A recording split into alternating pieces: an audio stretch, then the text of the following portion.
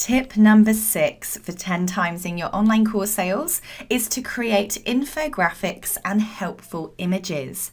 So another strategy that I've used that works really well was to lift helpful hints and tips that came out of my video transcriptions and create social media image cards with those tips actually on. So visual images really can attract the attention of social media users much more than plain text does. So these need to be a little bit more than just inspirational messages. Pick out actual implementable, helpful, practical tips that your audience can read and follow.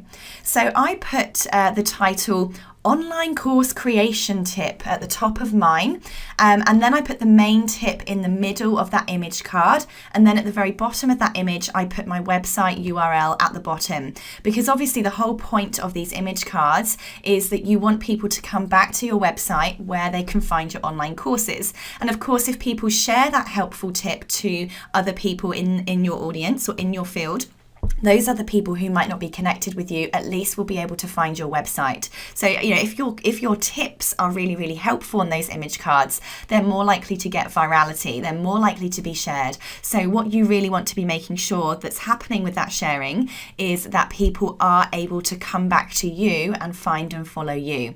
So if your video teaches a process, a procedure, or a model, you could also create an infographic or a diagram. So I have used people on Upwork again to simply help me turn these tips into infographics and into images. When they come back to me, I simply upload those into my buffer so that they go out to my target audience on a regular basis. So that's tip number 6 for how to 10 times your online course sales.